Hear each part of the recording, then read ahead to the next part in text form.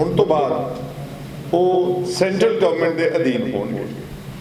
ਇਹ ਪੰਜਾਬ ਨੂੰ ਕਦੀ ਵੀ ਪ੍ਰਵਾਨ ਨਹੀਂ ਹੋਏਗਾ। ਇਸ ਦਾ ਅਸੀਂ ਡਟ ਕੇ ਵਿਰੋਧ ਕਰਾਂਗੇ। यूनियन टेरिटरी का स्टेटस देता जद के ना हरियाणा ने स्टेट मंगी सी ना हिमाचल प्रदेश ने स्टेट मंगी सी। सदा वास्ते रहेगा और दिन दूर नहीं गा जिस दिन चंडीगढ़ केवल ते केवल पंजाब की राजधानी होगी। उन्होंने जिहड़ी मंशा है वो बहुत खतरनाक है आगामी पंजाब के भविख वास्ते। ਇਹਦਾ ਮਤਲਬ ਇਹ ਆ ਕਿ ਪੰਜਾਬ ਕੇਂਦਰ ਦੀ ਸਰਕਾਰ ਪੰਜਾਬ ਨੂੰ ਆਪਣੇ ਰਿਮੋਟ ਕੰਟਰੋਲ ਰਾਹੀਂ ਚਲਾਉਣਾ ਚਾਹੁੰਦੀ ਹੈ। ਜਿਹੜਾ ਮੈਂ ਈਡੀ ਦਾ ਕੇਸ ਭੁਗਤਿਆ ਸਿਰਫ ਇਸ ਕਰਕੇ ਭੁਗਤਿਆ ਸੀ ਕਿ ਮੈਂ ਬੀਜੇਪੀ ਦੇ ਜਿਹੜੇ ਡ੍ਰੈਕੋਨੀਅਨ ਲਾਜ਼ ਸੀਗੇ, ਚਾਹੇ ਉਹ ਯੂਆਪਾ ਹੈ ਤੇ ਚਾਹੇ ਉਹ ਫਾਰਮਰਸ ਐਜੀਟੇਸ਼ਨ ਹੈ ਤੇ ਚਾਹੇ ਉਹ ਜਿਹੜੇ ਉਸ ਵਕਤ ਉਹਨਾਂ ਨੇ ਪੰਜਾਬ ਦੇ ਨਾਲ ਧੱਕਾ ਕੀਤਾ, 3 ਕਾਲੇ ਕਾਨੂੰਨ ਪਾਸ ਕੀਤੇ ਖੇਤੀ ਦੇ, ਉਹਨਾਂ ਕਾਲੇ ਕਾਨੂੰਨਾਂ ਦੀ ਜਦੋਜਹਿਦ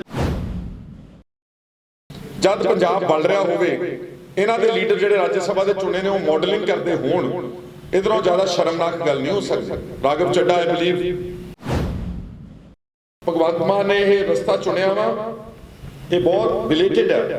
अगर वो इस नूं रोल बैक नहीं कराउणगे तो मैं समझूंगा कि वो बीजेपी के सहायक बन के बी टीम के वजों काम कर रहे हैं। इस तो पहला साडे पानी खोए हुए ने केंद्र दी सरकारां ने, साडे पंजाबी बोलते इलाके खोए हुए ने इन्होंने। मैं सुन रहा सीगा होम मिनिस्टर कह रहे चंडीगढ़ के एम्प्लॉयज को बहुत फायदा होगा कि कला आर्थिक फायदा ही लोग भालते हैं, ऐ तो फिर कौमां ते देश सरेंडर कर देंगे, फिर तो अफगानिस्तान रशिया ना लड़दा, अफगानिस्तान अमेरिका ना लड़दा। इधर अग लगी पई है, उधर उन्होंने मॉडलिंग चेते आ रही है भी तुसीं की सपोर्ट करते हो कि मॉडलिंग करनी चाहिए पंजाब को छड्ड के।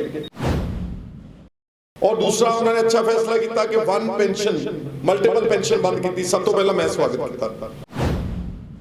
तुहानूं फिर 2 लाख आदमी इकट्ठा करके किहनूं गुजारा करना चाहुंदे हो? पंजाब के लोगों ने तो वोट पा के तुहानूं जिताता कि तुहाडे असीं नाल आ, उन्हां लोकां नूं फिर सरकारी बसां 'च बिठा के कट करके किहनूं दिखाउणा चाहुंदे हो? वो गलत सीगा। बड़े अहम इशू के उत्ते तुहानूं सारिआं नूं मैं इनवाइट किया वा। तुसीं सारे जानते हो कि कल केंद्र की सरकार ने एक बहुत आर्बिट्रेरी, एक यूनिलैटरल, डिक्टेटोरियल, अनकॉन्स्टिट्यूशनल एक फैसला लिया वा कि कुल चंडीगढ़ के एम्प्लॉयज़ जिहड़े ने वो हुण तो बाद वो सेंट्रल गवर्नमेंट के अधीन होणगे। ये पंजाब नूं कदी भी प्रवान नहीं होएगा। इसका असीं डट के विरोध करांगे, कई शक्लों में विरोध करांगे, क्योंकि चंडीगढ़ पंजाब की राजधानी है, सी अते रहेगी। ये शहर दुनिया के बेहतरीन शहरों चों है। ये सरकार उस वक्त साडी सरकार ने इसनूं अपने लिए राजधानी बनाया सीगा।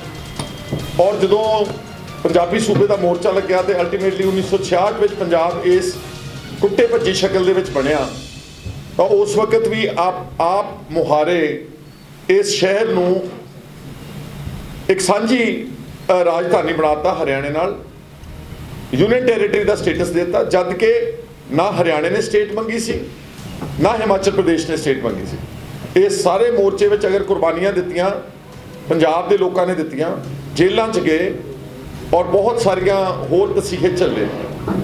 इस करके साडा इस शहर के उत्ते क्लेम सदा वास्ते रहेगा और दिन दूर नहीं गा जिस दिन चंडीगढ़ केवल ते केवल पंजाब की राजधानी होगी।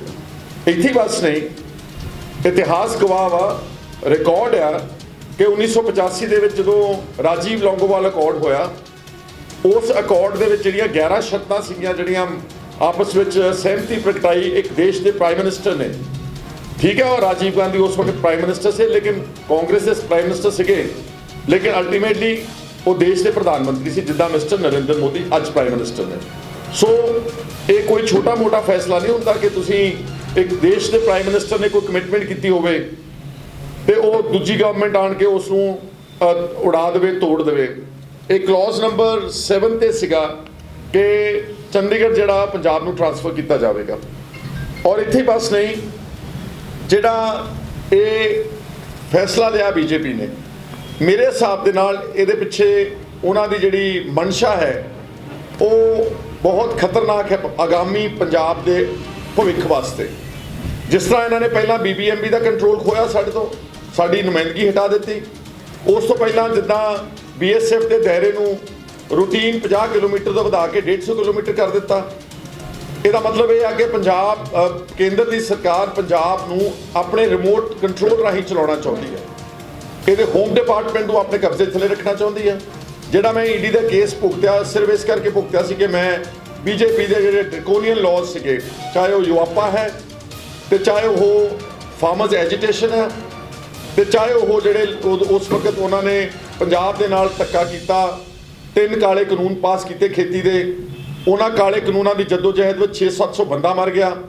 ਨਵਰੀਤ ਸਿੰਘ ਡਿਬਡਿਬਾ ਇੱਕ ਜਿਹੜਾ ਹੋਣਹਾਰ ਬੱਚਾ ਸਾਡਾ ਰੁਦਰਪੁਰ ਤੋਂ ਟਰੈਕਟਰ ਪਰੇਡ ਵਿੱਚ 26 ਜਨਵਰੀ ਨੂੰ ਪੁਲਿਸ ਦੀ ਗੋਲੀ ਦੇ ਨਾਲ ਮਾਰਿਆ ਗਿਆ। ਇਹਨਾਂ ਇਸ਼ੂਜ਼ ਦੇ ਕਰਕੇ ਮੇਰੇ ਤੇ ED ਦਾ ਰੇਟ ਬਣਾ ਕੇ ਮੈਨੂੰ 78 ਦਿਨ ਜੇਲ੍ਹ ਵਿੱਚ ਰੱਖਿਆ ਗਿਆ। ਇਸ ਕਰਕੇ ਇਹ ਕਹਿਣਾ ਚਾਹੁੰਦੇ ਕਿ BJP ਦੇ ਇਹ move is very very dangerous and I feel ultimately they want to take over control of Punjab and ultimately Punjab ਨੂੰ ਆਪ ਚਲਾਉਣਾ ਚਾਹੁੰਦੇ ਨੇ, ਜਿਹੜਾ ਕਿ ਪੰਜਾਬ ਦੇ ਲੋਕਾਂ ਨੂੰ ਕਦੀ ਪ੍ਰਵਾਨ ਨਹੀਂ ਹੋਏਗਾ। ਸਾਡਾ ਚੰਡੀਗੜ੍ਹ ਦੇ ਉੱਤੇ ਕਲੇਮ ਡਾਇਲਿਊਟ ਕਰ ਰਹੇ ਨੇ।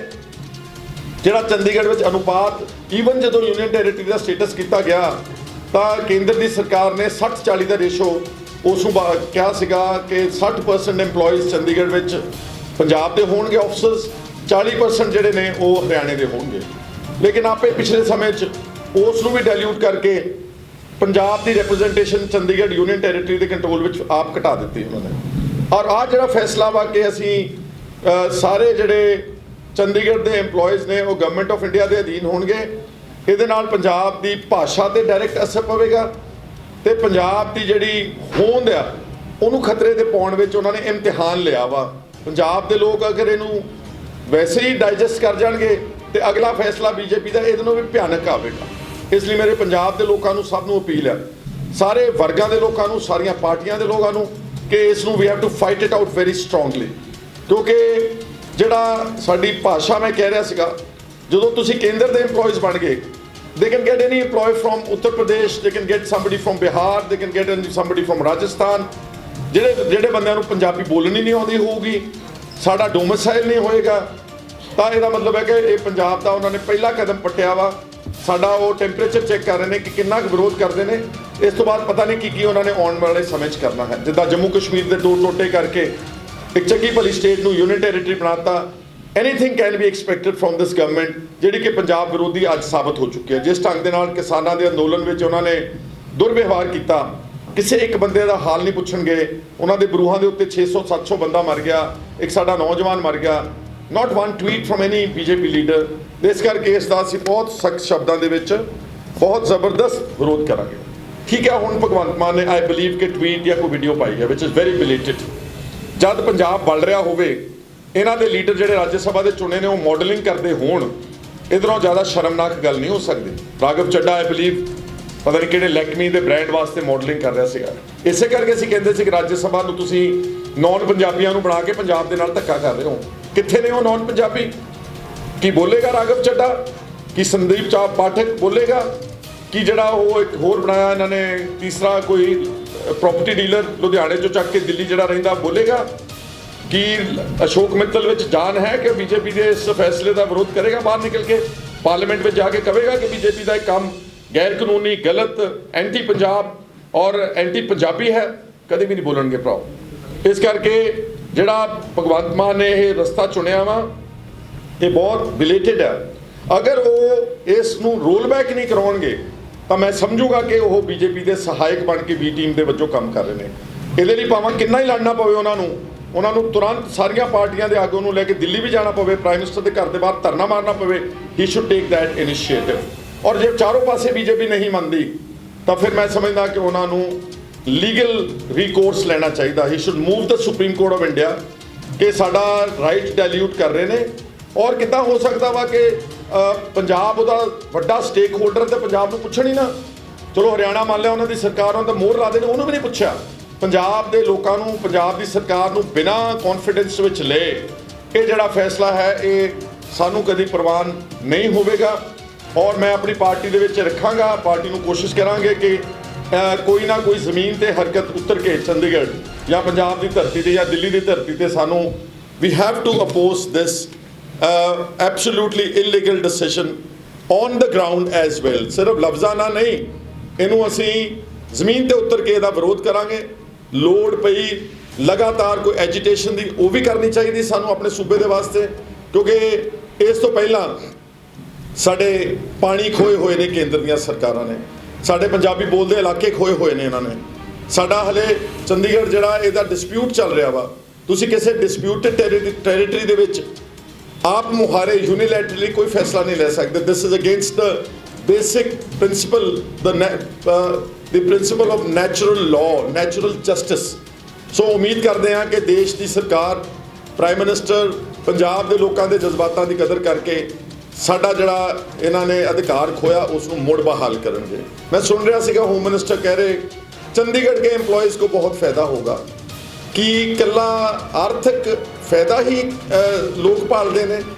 ਐਂ ਤਾਂ ਫਿਰ ਕੌਮਾਂ ਤੇ ਦੇਸ਼ ਸਰੈਂਡਰ ਕਰ ਦਿੰਦੇ, ਫਿਰ ਤਾਂ ਅਫਗਾਨਿਸਤਾਨ ਰਸ਼ੀਆ ਨਾਲ ਨਾ ਲੜਦਾ, ਅਫਗਾਨਿਸਤਾਨ ਅਮਰੀਕਾ ਨਾਲ ਨਾ ਲੜਦਾ। ਉਹਨਾਂ ਨੇ ਤਾਂ ਇਹਦੇ ਨਾਲੋਂ ਜ਼ਿਆਦਾ ਯੂਨੀਵਰਸਿਟੀਆਂ ਤੇ ਹਾਈਵੇਜ਼ ਤੇ ਮਾਲਸ ਬੜਾ ਕੁਝ ਖੜਾ ਕੀਤਾ ਸੀ ਅਫਗਾਨਿਸਤਾਨ ਦੇ ਵਿੱਚ, ਲੇਕਿਨ ਉਹਨਾਂ ਨੂੰ ਆਪਣੀ ਆਈਡੈਂਟੀਟੀ ਪਿਆਰੀ ਆ, ਉਹਨਾਂ ਨੂੰ ਆਪਣੀ ਹੋਂਦ ਪਿਆਰੀ ਸੀ। ਉਹਨਾਂ ਨੇ ਆਪਣੇ 40 ਸਾਲ ਦੋਨਾਂ ਵੱਡੀਆਂ ਤਾਕਤਾਂ ਨਾਲ ਲੜ ਕੇ ਆਪਣੇ ਦੇਸ਼ ਨੂੰ ਜਿਹੜਾ ਆਜ਼ਾਦ ਕਰਾਇਆ। ਇਸੇ ਤਰ੍ਹਾਂ ਹੀ ਪੰਜਾਬ ਨੂੰ ਆਪਣੀ ਹੋਂਦ ਪਿਆਰੀ ਆ। ਸਾਨੂੰ ਚੰਦ ਟੁਕੜੇ ਰੁਪਈਏ 58 ਸਾਲ ਤੋਂ 60 ਸਾਲ ਉਹਦੀ ਉਮਰ ਵਧਾ ਕੇ ਤੇ ਤੁਸੀਂ EMPLOYEES ਨੂੰ ਖਰੀਦਣਾ ਚਾਹੁੰਦੇ ਹੋ? ਪੰਜਾਬ ਦਾ pay commission is well entitled to protect its EMPLOYEES। We have the bestest pay scales in India. ਔਰ ਮੈਂ ਸਮਝਦਾ ਕਿ ਇਹ ਸਿਰਫ ਲਾਲਚ ਦੇ ਕੇ, ਪੈਸੇ ਦਾ ਆਰਥਿਕ ਇਕਨੋਮਿਕ ਲਾਲਚ ਦੇ ਕੇ ਪੰਜਾਬ ਦੀ ਹੋਂਦ ਦੇ ਉੱਤੇ ਵੱਡਾ ਡਾਕਾ ਹੈ, ਇਸ ਦੇਸ਼ ਦੇ ਫੈਡਰਲ ਢਾਂਚੇ ਦੇ ਉੱਤੇ ਵੱਡਾ ਡਾਕਾ ਹੈ। ਔਰ ਜਿਸ ਢੰਗ ਦੇ ਨਾਲ ਚੋਰ ਦਰਵਾਜ਼ੇ ਰਾਹੀਂ ਬਿਨਾਂ ਪੰਜਾਬ ਦੀ ਸਰਕਾਰ ਨੂੰ ਕੌਨਫੀਡੈਂਸ ਲਏ, ਪੰਜਾਬ ਸਟੇਕ ਹੋਲਡਰ ਨੂੰ ਵਿਦਾਊਟ ਕੌਨਫੀਡੈਂਸ ਲੈ ਕੇ ਜਿਹੜਾ ਉਹਨਾਂ ਨੇ ਫੈਸਲਾ ਕੀਤਾ ਵਾ, ਇਹਦੇ ਉਹਨਾਂ ਦੇ ਮਨਸ਼ਾ ਜਿਹੜੀ ਹੈ, ਉਹਨਾਂ ਦੇ ਮਨਸੂਬੇ ਉਹ ਇਹਦੇ ਨਾਲੋਂ ਵੀ ਕਿਤੇ ਜ਼ਿਆਦਾ ਖਤਰਨਾਕ ਸਾਨੂੰ ਮਹਿਸੂਸ ਹੋ ਰਹੇ ਨੇ। ਇਸ ਕਰਕੇ ਮੇਰੀ ਸਮੇਤ ਕਾਂਗਰਸ ਦੇ ਲੀਡਰਸ ਤਾਂ ਰੱਖੂੰਗਾ ਮੈਂ ਆਪਣੀ ਪਾਰਟੀ 'ਚ ਗੱਲ, ਬਟ ਇਹਦੇ ਨਾਲ ਜਿਹੜੇ ਪੰਜਾਬ ਦੇ ਦੂਸਰੀਆਂ ਪਾਰਟੀਆਂ ਨੇ ਉਹਨਾਂ ਨੂੰ ਮੇਰੀ ਬੇਨਤੀ ਹੈ ਕਿ ਸਾਰੇ ਪਾਰਟੀਬਾਜ਼ੀ ਤੋਂ ਉੱਤੇ ਉੱਠ ਕੇ ਆਪਾਂ ਇਸ ਫੈਸਲੇ ਦਾ ਡਟ ਕੇ ਵਿਰੋਧ ਕਰੀਏ। ਇਸ ਮਸਲੇ ਦੇ ਵਾਸਤੇ ਮੈਂ ਅੱਜ ਤੁਹਾਨੂੰ ਇੱਥੇ ਨਿਮੰਤਰਿਤ ਕੀਤਾ ਸੀਗਾ। ਅਗਰ ਤੁਸੀਂ ਕੋਈ ਸਵਾਲ ਪੁੱਛਣਾ ਚਾਹੁੰਦੇ ਹੋ, ਮੋਸਟ ਵੈਲਕਮ। ਨਵਜੋਤ ਸਿੰਘ ਸਿੱਧੂ ਸੀਗੇ, ਹੀ ਵਾਸ ਨਾਟ ਐਨ ਇਲੈਕਟਿਡ ਪਰਸਨ। ਜਦੋਂ ਉਹ ਮਿਨਿਸਟਰ ਬਣ ਗਏ ਨੇ ਤਾਂ ਜਿਹੜਾ ਇੱਕ ਕੌਨਫਲਿਕਟ ਆਫ ਇੰਟਰਸਟ ਹੈ ਜਿਹੜਾ ਉਹ ਉਹਨਾਂ ਨੇ ਤੁਰੰਤ ਬੰਦ ਕਰ ਦਿੱਤਾ ਸੀਗਾ। ਔਰ ਜਦ ਤੱਕ ਉਹ ਜਦੋਂ ਕਾਂਗਰਸ ਦੇ ਮਿਨਿਸਟਰ ਬਣੇ ਉਹਨਾਂ ਨੇ ਜਿਹੜੇ ਕੰਟਰੈਕਟ ਵਗੈਰਾ ਸਾਰੇ ਕੈਂਸਲ ਕਰ ਦਿੱਤੇ। ਸਵਾਲ ਇਹ ਨਹੀਂ ਹੈਗਾ ਕਿ ਆਪਣੀ ਪ੍ਰਾਈਵੇਟ ਜ਼ਿੰਦਗੀ 'ਚ ਬੰਦਾ ਕੀ ਕਰਦਾ, ਇੱਧਰ ਅੱਗ ਲੱਗੀ ਪਈ ਆ, ਉਧਰ ਉਹਨੂੰ ਮਾਡਲਿੰਗ ਚੇਤੇ ਆ ਰਹੀ ਆ। ਵੀ ਤੁਸੀਂ ਕੀ ਸਪੋਰਟ ਕਰਦੇ ਹੋ ਉਹਦੀ ਕਿ ਮਾਡਲਿੰਗ ਕਰਨੀ ਚਾਹੀਦੀ ਪੰਜਾਬ ਨੂੰ ਛੱਡ ਕੇ? ਤੁਸੀਂ ਦੱਸ ਦਿਓ, ਮੈਨੂੰ ਜਵਾਬ ਦਿਓ ਨਾ ਇਸ ਗੱਲ ਦਾ। ਇਹ ਰੋਜ਼ਗਾਰ ਥੋੜ੍ਹਾ ਹੈਗਾ ਜੀ ਮੈਡਮ, ਉਹਨੂੰ ਰਾਜ ਸਭਾ ਦੀ ਤਨਖਾਹ ਮਿਲਦੀ ਹੈ, ਫਿਰ ਛੱਡ ਦੇਵੇ ਰਾਜ ਸਭਾ ਦੀ, ਪਹਿਲਾਂ ਮਾਡਲਿੰਗ ਕਰ ਲਵੇ ਚੰਗੀ ਤਰ੍ਹਾਂ ਨੂੰ। ਸਰ ਮਾਨ ਸਾਹਿਬ ਨੇ ਵੱਡਾ ਫੈਸਲਾ ਕੀਤਾ ਕਿ ਡੋਰ ਸਟੈਪ ਜਿਹੜਾ ਕੀ ਹੈ ਰਾਸ਼ਨ ਪਹੁੰਚਾਇਆ ਜਾਊਗਾ ਘਰ ਘਰ, ਕਿੱਦਾਂ ਦੇਖਦੇ ਹੋ? ਦੇਖੋ, ਮੈਂ ਪਹਿਲੇ ਦਿਨ ਤੋਂ ਕਿਹਾ ਸੀਗਾ ਕਿ ਜਿਹੜਾ ਵੀ ਫੈਸਲਾ ਕੋਈ ਆਮ ਆਦਮੀ ਪਾਰਟੀ ਦੀ ਸਰਕਾਰ ਠੀਕ ਕਰੇਗੀ ਅਸੀਂ ਸਵਾਗਤ ਕਰਾਂਗੇ। Because we are not here to condemn just for the purpose of condemnation, not here to oppose just that we have to oppose everything।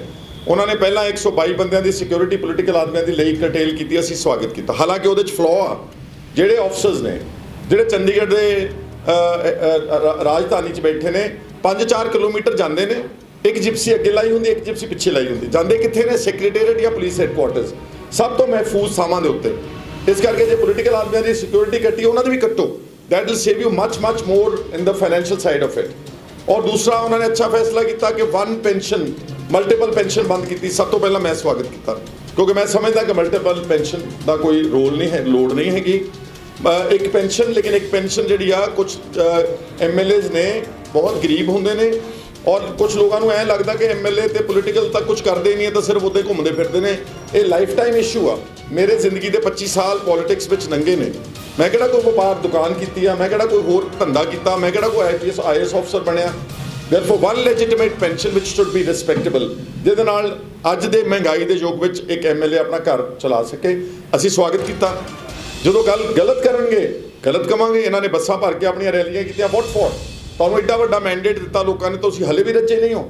ਤੁਹਾਨੂੰ ਫਿਰ 2 ਲੱਖ ਆਦਮੀ ਇਕੱਠਾ ਕਰਕੇ ਕਿਹਨੂੰ ਮੁਜ਼ਾਹਰਾ ਕਰਨਾ ਚਾਹੁੰਦੇ ਹੋ? ਪੰਜਾਬ ਦੇ ਲੋਕਾਂ ਨੇ ਤਾਂ ਵੋਟ ਪਾ ਕੇ ਤੁਹਾਨੂੰ ਜਿਤਾ ਦਿੱਤਾ ਕਿ ਤੁਹਾਡੇ ਅਸੀਂ ਨਾਲ ਆ। ਉਹਨਾਂ ਲੋਕਾਂ ਨੂੰ ਫਿਰ ਸਰਕਾਰੀ ਬੱਸਾਂ 'ਚ ਬਿਠਾ ਕੇ ਕੱਟ ਕਰਕੇ ਕਿਹਨੂੰ ਦਿਖਾਉਣਾ ਚਾਹੁੰਦੇ ਹੋ? ਉਹ ਗਲਤ ਸੀਗਾ।